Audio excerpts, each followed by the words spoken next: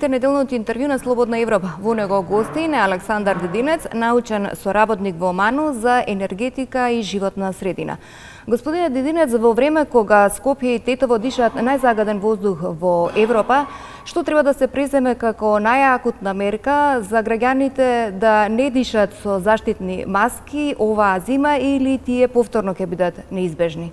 Скопје и Тетово се едни од најзагадените градови во Европа и дефинитивно треба се преземат некои брзи мерки кои што ќе дадат резултати, меѓутоа нашите истражувања што ги работиме се за долгорочно отстранување на проблемот и не појава на таквиот проблем, како краткорочни мерки кои што може да се преземат е поголемо користење на јавниот транспорт, да се обидиме во домаќинствата да го намалиме температурата на грејење, наместо да ги загрееме домовите на 28 степени, да пробаме нешто со помала внатрешна температура, тоа доста ќе придонесе за намалување на локалното загадување.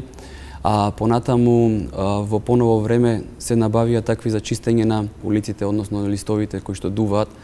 Така да сметаме дека и овде постои голем потенцијал за намалување, односно кога е најголемо загадување да не се користат тие затоа што прашнината што е наталожена на земјата, тие придонесуваат дополнително да се крени во воздухот. Значи не може да се преземе една мерка, треба да се преземат повеќе мерки и голем дел треба да дојдат од институциите, меѓутоа и самите граѓани треба да придонесат кон намалување на загадувањето. Видовме 2 дена имаше дожд, сите бевме со автомобили. Значи да се обидиме тоа да го редуцираме, а не само да кажуваме дека институциите треба да преземат нешто, треба и ние да придонесиме кон тоа. Екологисите критикуваат дека најголем дел од владините мерки се долгорочни, а и во вашата студија наведувате дека со мерките кои ги предлагате резултати ќе има за 7 години.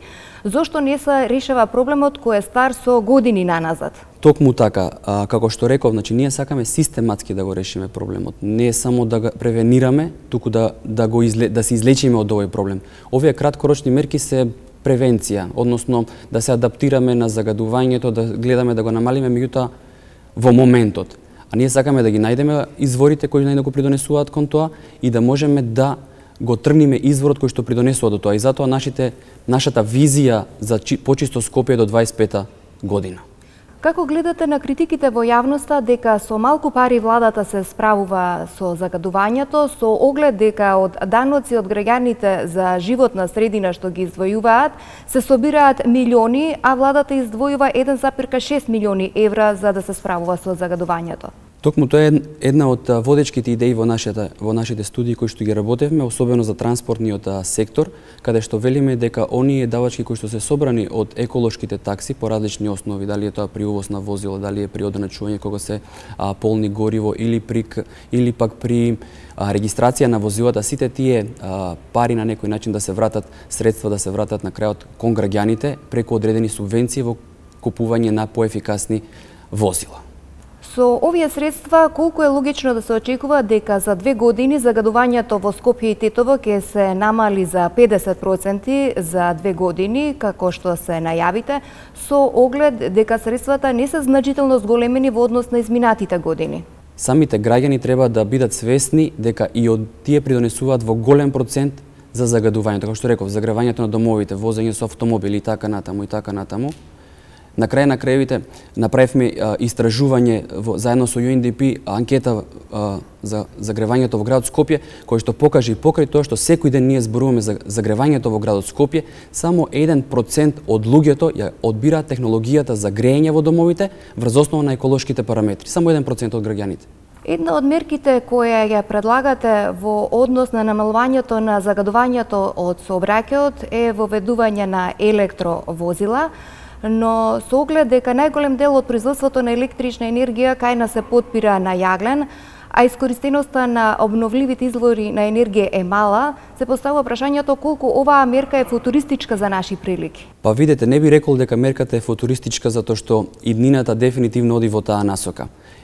Ние не предлагаме само електрификација на транспорт до 2025 година, меѓутоа планираме продор на електричните возила до 2025 година. Да, во моментот се произведува голем дел од енергијата од термоелектрани на јаглен, кој што се користи во Македонија, меѓутоа имаме и голема увозна енергија и сметаме дека електричните возила не само што ќе придонесат за почиста животна средина, туку ќе придонесат и за поголем продор на обновливите извори кои што ќе служат на некој начин за балансирање на самиот енергетски систем, затоа што самите обновливи извори, нивното производство е непредвидливо, ветерните и соларните особено, и заради тоа електричните возила може да придонесат во редуцирање, односно во балансирање на самиот енергетски систем, затоа што исто така што правивме една студија покажа дека во само дневно 70 минути го користиме нашето возило, односно во возилото, а во другиот период возилото е некаде паркирано и тоа може да се користи токму за тие цели, односно да се полни во тие моменти.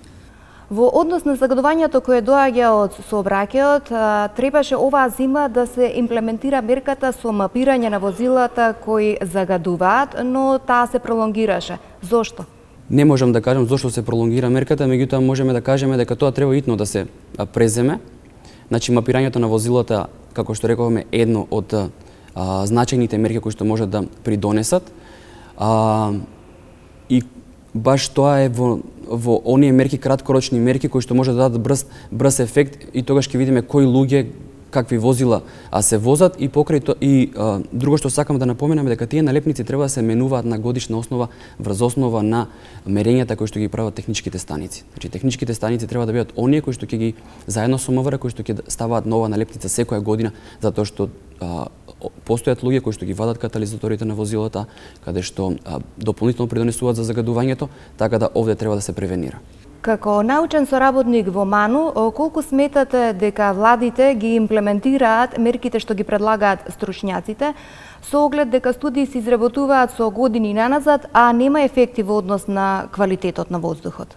Точно е дека се изработуваат студии, меѓутоа мислам дека не така многу се третираше прашањето за животна средина во минатото, за разлика од сега, каде што не само во Македонија ова прашање на светско ниво се крева на високо ниво, така да учиме од грешките и не треба да ги повтараме, треба итно да интервенираме сега. И мислам дека владата е отворена за соработка во овој дел. Студиите и мерките кои што ги предлагаме во одреден дел се прифатени од владата, како што е субвенција на возила, промена на одоначувањето и така натаму и така натаму. Така да има слух, има желба, треба да се работи и понатаму на тоа и треба побрзо да се имплементираат овие мерки.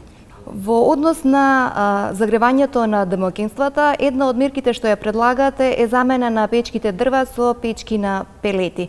Но само дел од производството на пелети е сертифицирано и затоа дали треба да има контрола на пазарот за да се види колку е севкупното производство безбедно и не содржи пластика, лепак и други нееколошки материјали. Во домаќинствата предлагаме 3 мерки, од кои што едната е она што ја спомнавте, значи замена на огревното дрво со печки на пелети и инвертер клими и приклучување кон топлификацијскиот систем. Значи тие се 3 краткорочни мерки кои што мислиме дека може да дадат доста голем ефект во намалувањето на загадувањето.